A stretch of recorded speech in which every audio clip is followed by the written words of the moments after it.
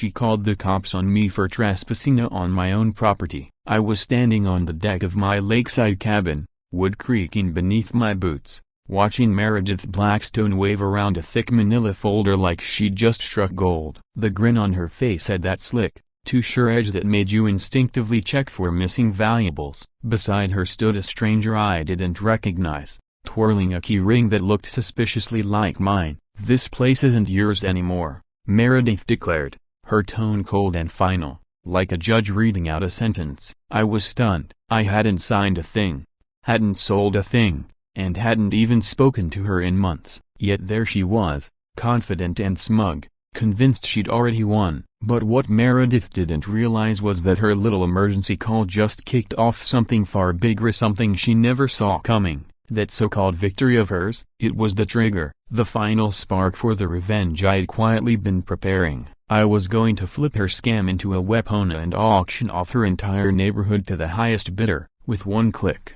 everything she valued could vanish. Leave a comment where you're watching from, because you're about to witness the most expensive meltdown in HOA history. Just a few days earlier, I'd been troubleshooting some network glitches at work when my phone rang. On the other end was Detective Sarah Walsh, her voice calm but curious. "Mr. Pierce, we have a situation involving 847 Lakeshore Drive 4. There's been a property dispute reported. We need you to come down and help clear it up." A dispute? That place was mine. No loans, no liens. I inherited the cabin from my grandfather 2 years ago. Mortgage paid off, taxes handled, insurance active. What on earth could be in question? The drive to the lake felt endless. That cabin had been my haven for as long as I could remember, the spot where my grandfather taught me how to fish, reflect, and value the simple things in life. After he passed, I spent nearly every weekend there, keeping up the structure and preserving the memories. The idea of a legal issue tied to it twisted my stomach into knots. When I finally pulled into the gravel lot, I knew something was wrong immediately. A police car sat in my usual parking space, and Meredith Blackstone, a self-declared ruler of our unofficial HOA, stood on my porch like she owned the deed. She was dressed in what I could only describe as suburban armor, a sharp blazer,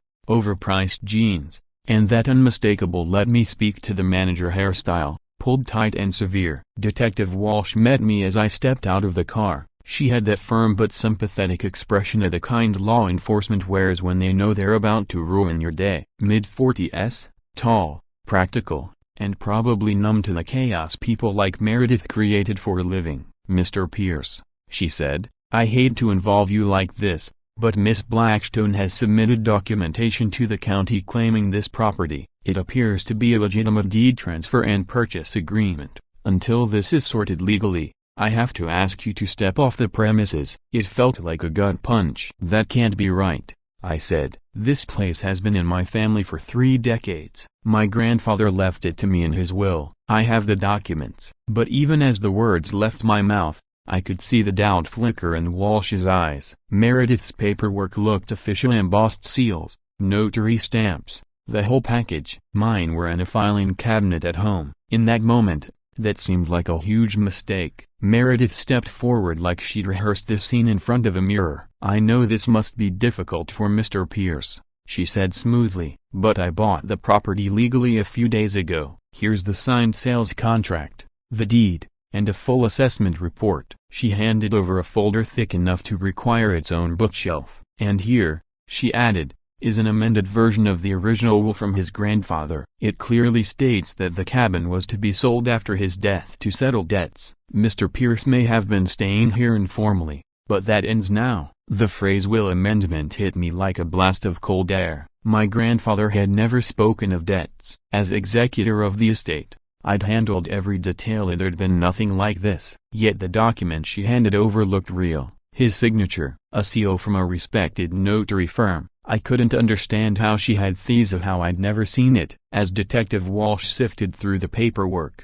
the man standing next to Meredith finally chimed in. He was thin, polished, and visibly uncomfortable. "James Morrison," he said. "Morrison Property Services. I handled the evaluation and title transfer for Ms. Blackstone. Everything was handled legally and ethically. The estate required liquidation due to unresolved debts. His voice had the rehearsed calm of someone who makes a living selling dreams that always seem to fall apart just after signing. I pulled out my phone to call my attorney, but Meredith was already one move ahead. "I'm sure Mr. Pierce's lawyer will want to examine everything in detail," she said sweetly. "In the meantime, I need him off the property. I can't risk liability issues." She flashed Detective Walsh a smile that could turn summer frostbite. "Officer, I hope you understand. I've invested significantly in this property, and I have to protect that." Detective Walsh clearly wasn't comfortable, but the law was on Meredith's side for now. The documents looked authentic,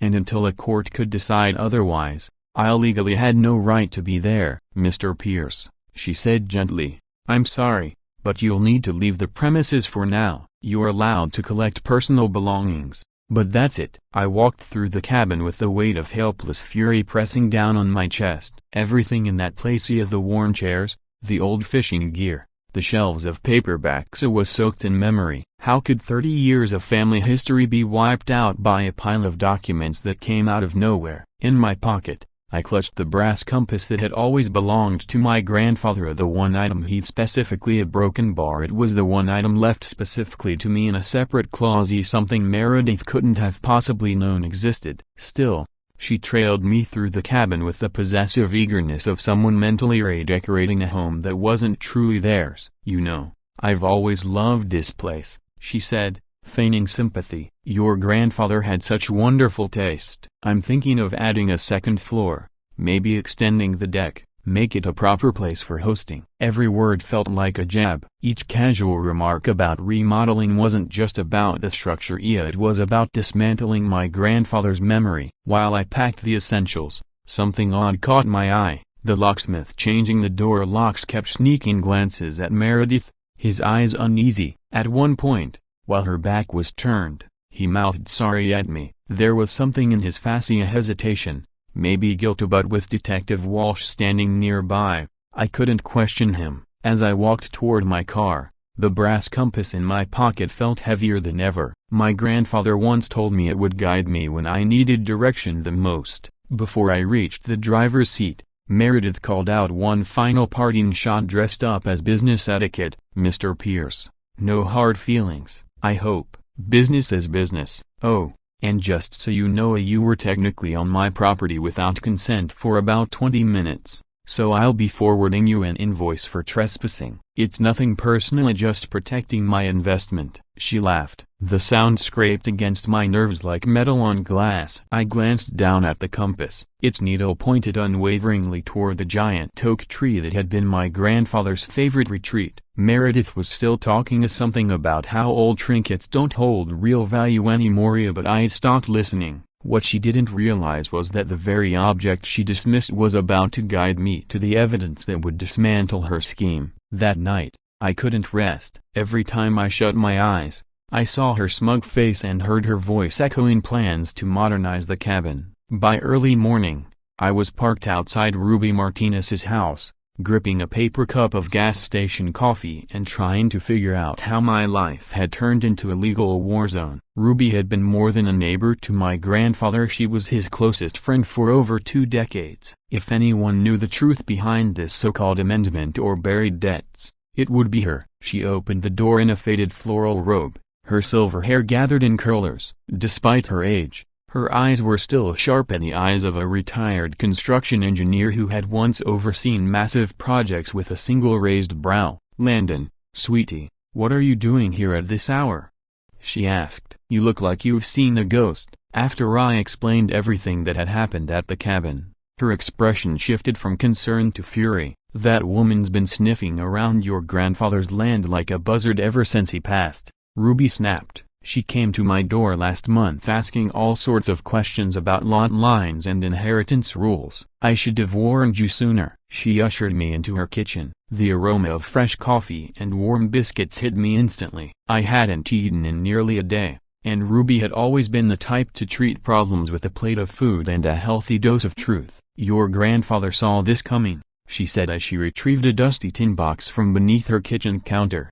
"About 6 months before he died, he showed up here worried, angry. He said people were trying to steal the lake property and needed to hide something where no one would think to look. The box was old, dented, the kind people used to fill with cookies during the holidays. Inside were handwritten letters, a hand-drawn map of the lake area, and several yellowed documents I didn't recognize. Ruby unfolded one of the letters with slightly shaking hands. "He made me promise to give this to you if anything fishy happened with the cabin," she said. "Read it aloud, honey. These old eyes aren't what they used to be." Seeing his handwriting made my throat tighten. "Landon, if you're reading this, then the vultures have finally come for the cabin. I've seen them circling and making offers, snooping around, testing the limits of my legal protections. That woman leading the charge, Meredith something, showed up 3 times. The last time, she wasn't asking, she was threatening. Said there are ways to change ownership whether the current one agrees or not.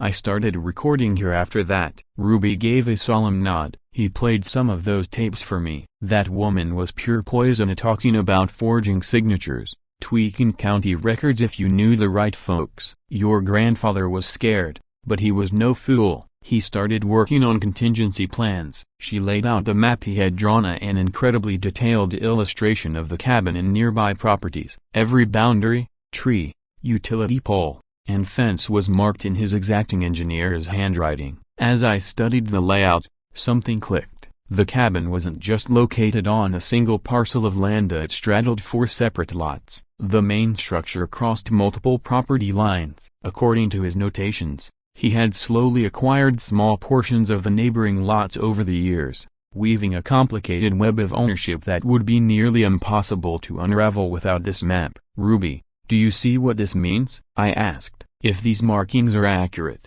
I don't just own the cabin, I hold pieces of the land beneath several other houses, including their utilities and drainage systems." Just then, my phone buzzed. A message from Tyler Chen, a local blogger known for digging into corruption at City Hall. "Saw what's going on with your cabin. You need to see this. Someone released deep fake videos showing you selling the property willingly. They're working overtime to make this look real. Call me." I showed Ruby the message. She squinted at the screen like she was decoding ancient runes. "Deep fake?" she asked. "What kind of tech gibberish is that?" I explained how I could create fake videos of someone saying or doing things they never actually did. Her face darkened. "Your grandfather warned me about that too. He said the day was coming when a broken bar." My grandfather had warned Ruby that the people circling the lake weren't just greedy, they were tech savvy. He believed they'd eventually use technology to blur the lines between truth and fiction, fabricating evidence that made it appear he willingly sold the land. At the bottom of the tin box was a folded sheet of paper, his handwriting jagged, the lines shaky, like he'd written it during a moment of weakness near the end. "Landon, if you're reading this, use the compass from the front porch. Walk true north exactly 150 steps to the old oak. On the side that faces the lake, look for a stone marked with a compass rose. What I left there will arm you with everything you need to stop them. They think their forgeries and digital trickery are an OU, but they don't know about the insurance plan I've been building for the past 3 decades. Ruby gently returned the letter to the box. "He knew this day might come," she said, voice firm with conviction. "And he wasn't about to let some frauds win. That woman and whoever she's working with, they messed with the wrong bloodline." She handed me the entire box, her aged fingers clasping mine tightly. "Your grandfather always said you had his Goethe and his brain. He was counting on both." As I left Ruby's house, Tyler Chen's message echoed in my mind. If someone was using deepfake videos to make it look like I'd sold the cabin, then this battle went way beyond fake deeds. This was a full-scale smear campaign using cutting-edge tech. If they could replicate my voice and face, forging my grandfather's signature would be child's play. I glanced at the brass compass resting on the seat beside me. Even as I headed in the opposite direction, its needle pointed steadily north. I knew where I needed to go and what I had to do. The following morning, I stood on the porch of my grandfather's cabin, compass in hand. This wasn't just about land anymore, it was legacy, family, and truth. I counted out the steps, one by one, toward the towering oak tree that had stood like a silent guardian for generations. Meredith's new locks glinted in the sunlight behind me, but she was nowhere in sight. Step after step until I reached 150. The massive tree loomed overhead, its bark thick with age, its roots tangled in the earth like veins. It took nearly an hour of careful searching to find the stone. Covered in layers of leaves and moss, it was barely noticeable, but there it was, etched with the familiar 8-pointed compass rose. My pulse quickened. Using a folding shovel from the trunk of my car, I began digging carefully. Beneath the earth was a military-style ammunition box, the kind my grandfather had kept from his service days. Wrapped tightly in plastic, waterproofed with tape, it had been buried with care. Inside was everything: the original deed to the cabin signed and notarized in 1994, a valid will dated just 6 months before my grandfather's death with no amendments,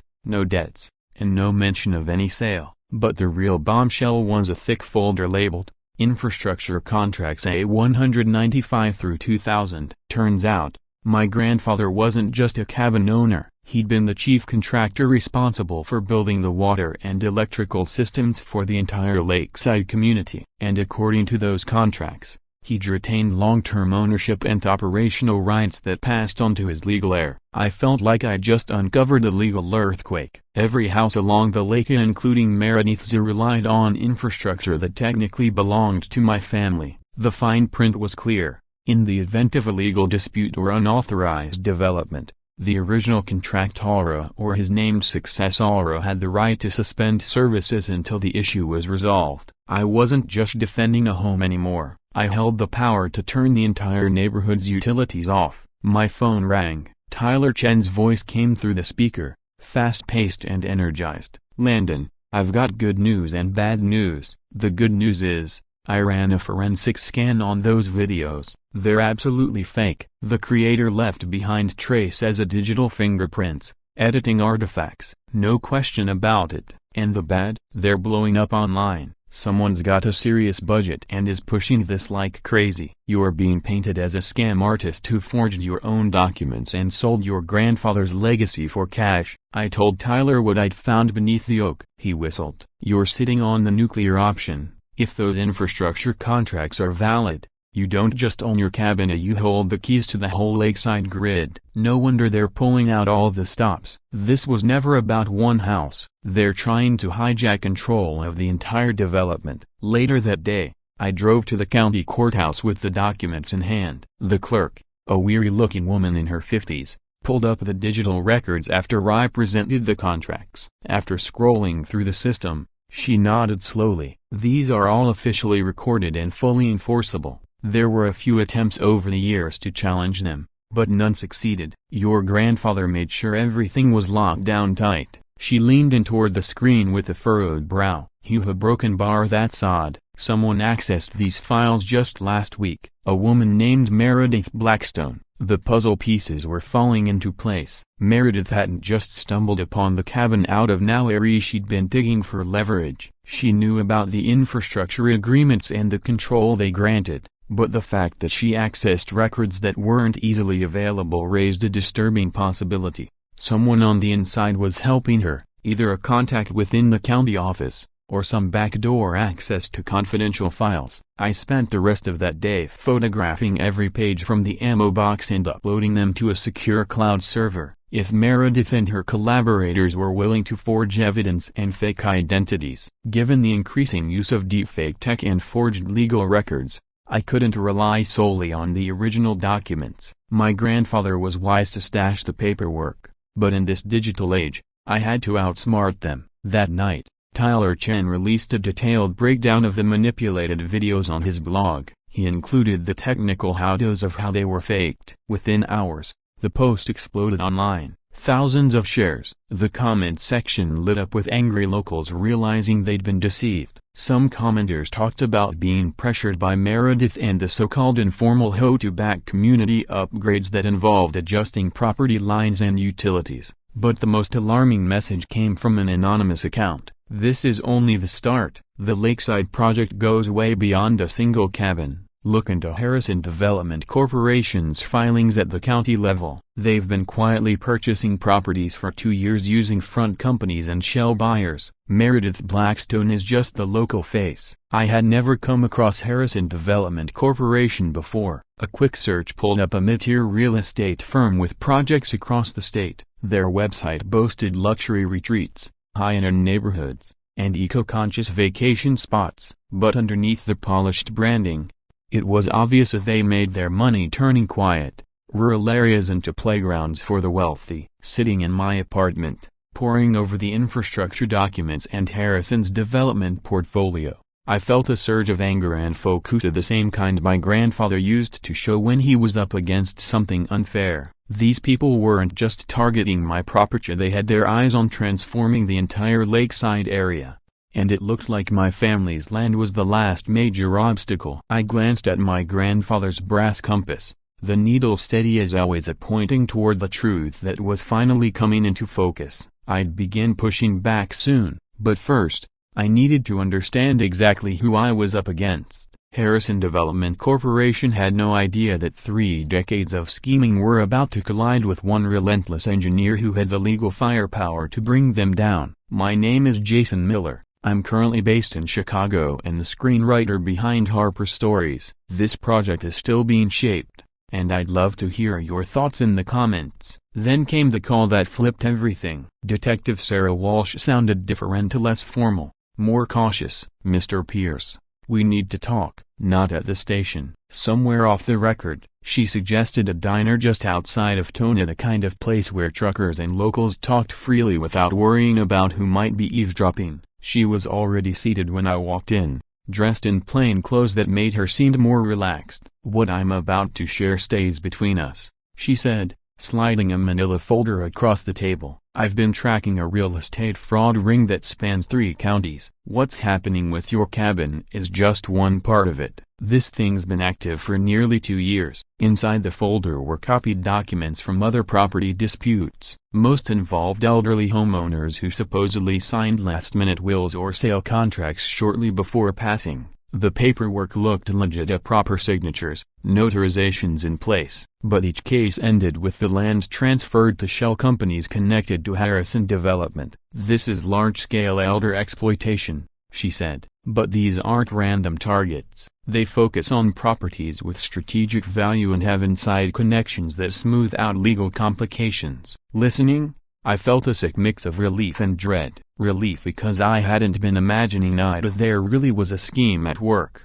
Dread because it meant my grandfather had been deliberately targeted by people who preyed on older folks for profit. "Detective Walsh," I said, "my grandfather was sharp till the day he died. There's no way he'd hand over the deed without telling me." She nodded. "That's exactly what makes this scam effective. They don't go after people with obvious cognitive decline. They zero in on those who are still sharp but physically vulnerable. Then they engineer situations where signing documents seems like the safest or smartest move. Lawsuit threats, fake medical bills, sudden financial emergencies." "Your grandfather probably believed he was protecting you from some kind of crisis." Before I could reply, my phone buzzed. Tyler Chen again. "Breakthrough. Check your email. Also, look at what's trending on social media." I opened my inbox and saw a video file with a short message, "Courthouse security footage." Focus on the timestamp. The video, grainy but clear enough,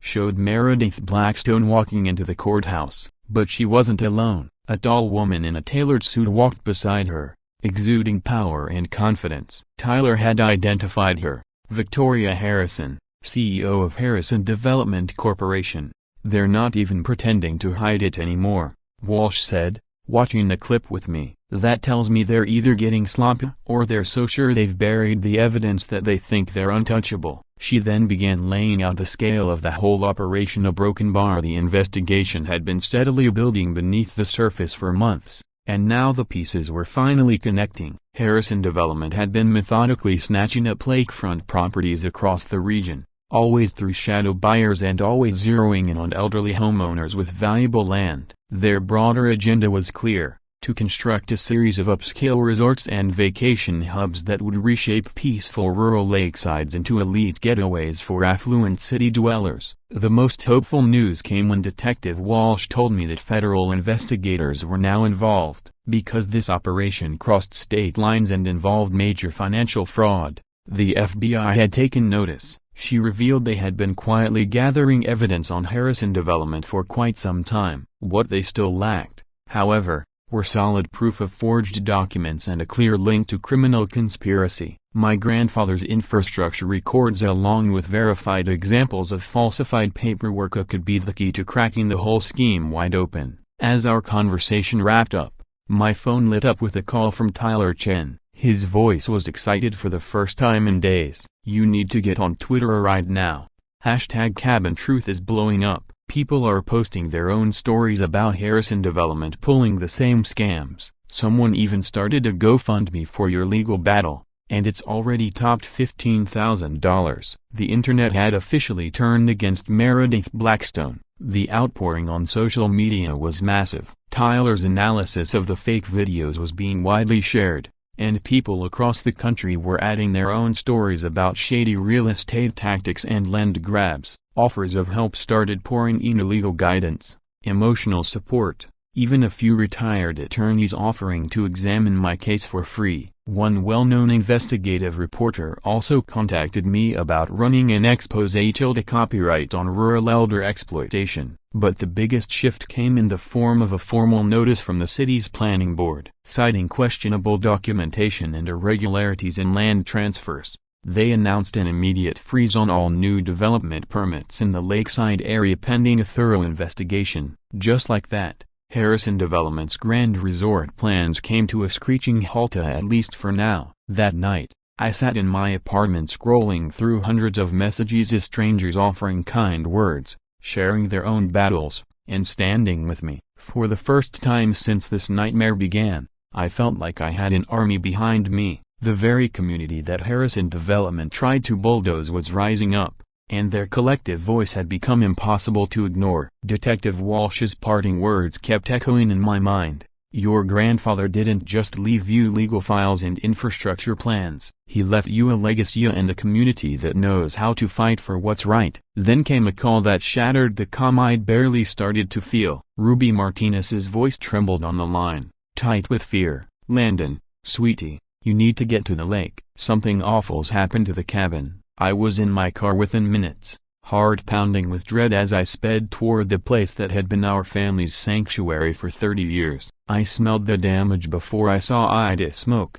burnt timber, and the sharp sting of scorched plastic and electronics. The scene was chaos. Fire trucks and patrol cars lit up the shoreline with flashing red and blue, casting eerie shadows across the trees. The cabin was technically still upright, but barely. Most of the wiring had been completely fried in what firefighters were labeling an electrical failure. But anyone paying attention could tell the truth was far darker. The burn marks and the chemical odor of accelerant told a story no one wanted to say out loud. Fire Chief Marcus Thompson met me at the edge of the scene, his expression a mix of professional concern and personal sorrow. "I'm sorry, son." A neighbor spotted smoke and sparks around 2:30 a.m. By the time we arrived, the fire had already spread through the wiring. "The beams are compromised. It's not safe to enter, and truthfully, it might be a total loss." He hesitated, studying my face. "Thing is, electrical fires usually don't break out in several places at once. This looks intentional." As if summoned by the word suspicious,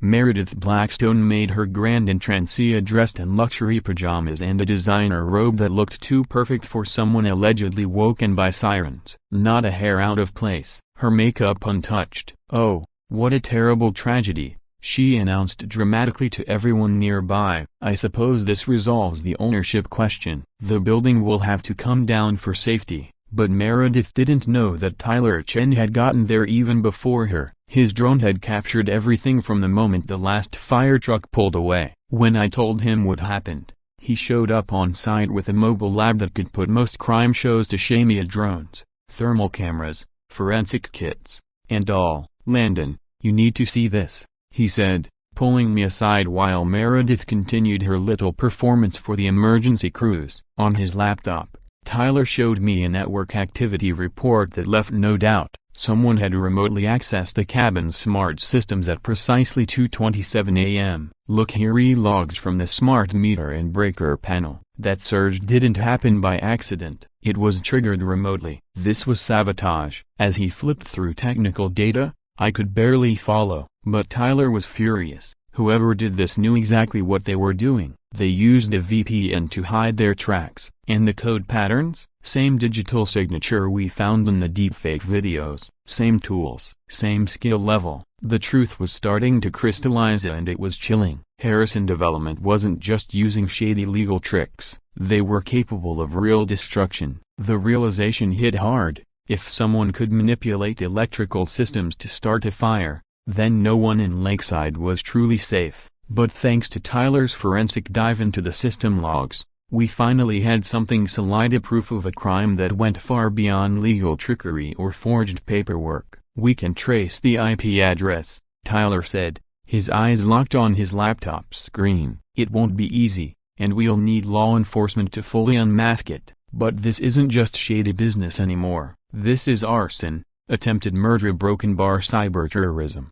As the first rays of sunlight spilled across the charred remains of the cabin, I didn't feel fear or grief. What settled into me was cold calm, strategic, unshakable. Whoever said that fire meant to erase the last physical proof of my family's right to that land. Instead, they uncovered something far more dangerous. Beneath the cabin's floor, untouched by flames thanks to thick layers of concrete and steel, was a hidden bunker. Its entrance had been cleverly masked behind what looked like a standard electrical box, but the fire had peeled back just enough to reveal the reinforced panel and keypad beneath. I keyed in my grandfather's birthday. With a soft mechanical click, the door unlocked and swung open, revealing a chamber that could have come straight out of an espionage thriller. Computer monitors lined the walls, all connected to a server array that had clearly been active for years. My grandfather hadn't just been another victim he'd been investigating, quietly gathering intelligence through the very infrastructure he designed. The system tracked financial transfers,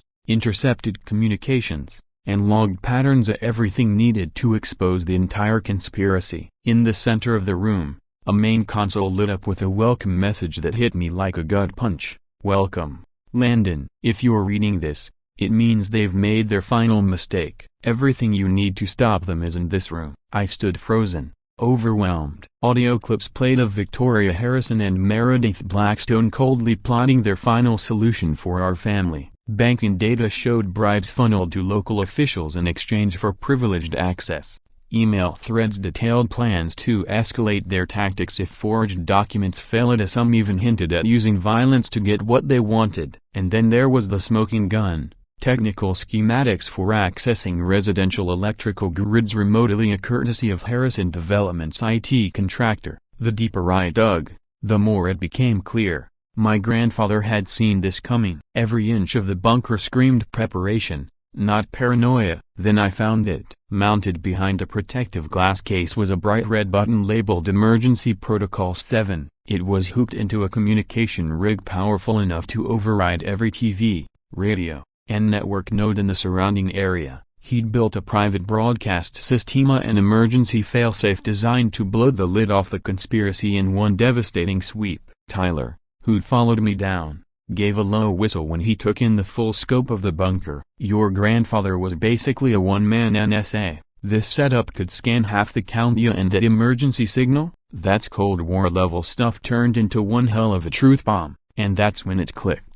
My grandfather hadn't just archived evidence, he built a weapon, a final failsafe. By morning, I made my decision. I wouldn't wait years for courtroom battles or red tape. I'd use what he left behind to end Ida right now. At precisely 10 a.m., just as Victoria Harrison was delivering a polished investor pitch at the Lakeside Community Center, I would hit that button and send the truth into every living room, office, and phone screen in town. Tyler had stayed up all night helping me assemble the data into an airtight expose copyright A1 that couldn't be ignored, dismissed, or spun. It featured phone taps of Meredith and Victoria mapping out strategies to eliminate holdout homeowners, leisure showing bribes to public officials, technical proof that Harrison Development had been manipulating home systems to force people off their land. The community center was packed with investors, officials, curious locals, all seated for what they believed was the unveiling of a transformative development project. Victoria stood center stage,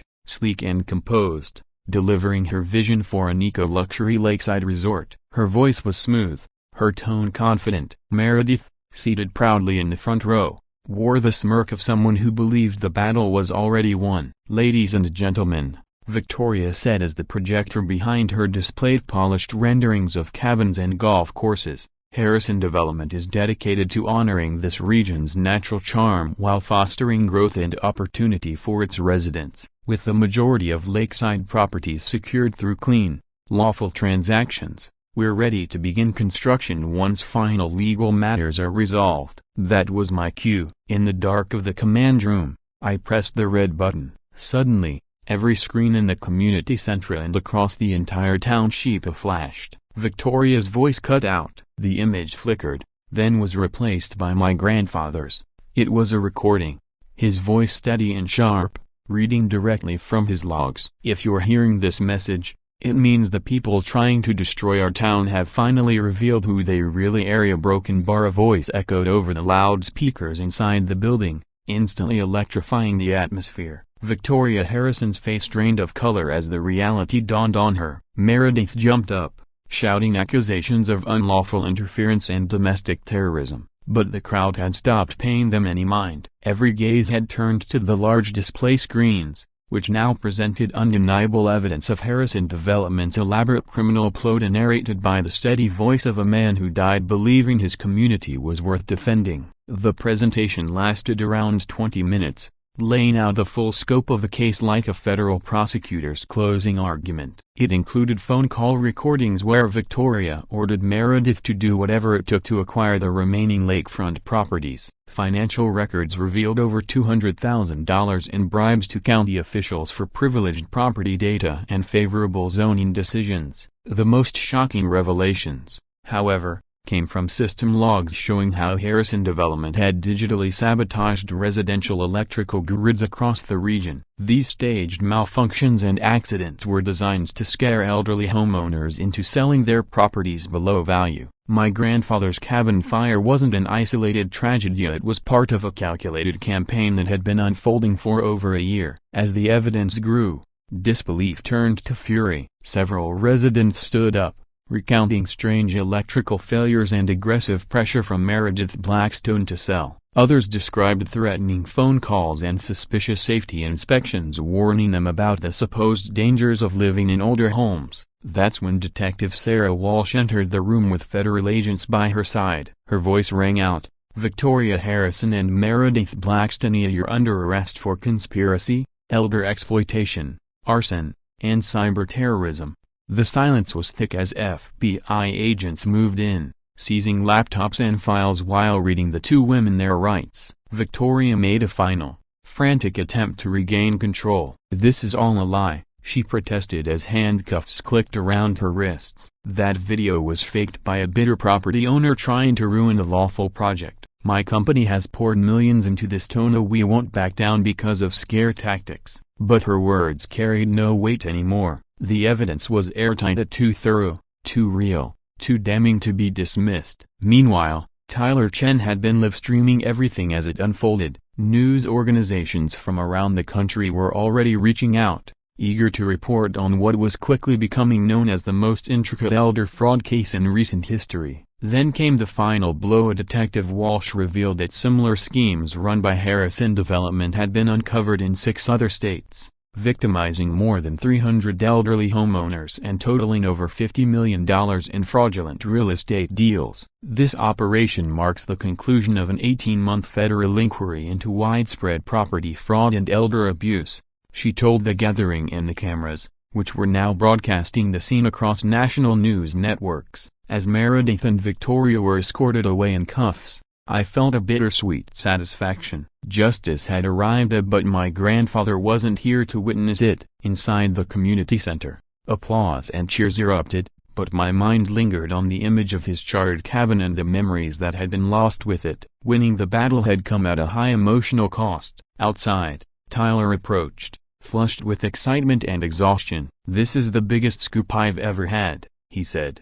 "The live stream hit over 3 million views in just 1 hour. Every major network wants in. Your grandfather, he's become a hero to fraud victims everywhere." Standing there in the parking lot, hearing the sounds of celebration behind me, I understood what my grandfather's real legacy was. It wasn't the legal documents or the infrastructure plans. It was the message he left behind. Sometimes, protecting what's yours means telling your story publicly loud and clear. Half a year later, I found myself standing where my grandfather's old cabin once stood. The charred remains had been carefully cleared away, and in their place, something remarkable had been built. The Pierce Historical Nature Preserve. Financed through the $50 million recovered from Harrison Development, it stretched across 200 untouched lakefront acres, safeguarded forever from future commercial intrusion. The new visitor center, styled to echo the design of my grandfather's original cabin,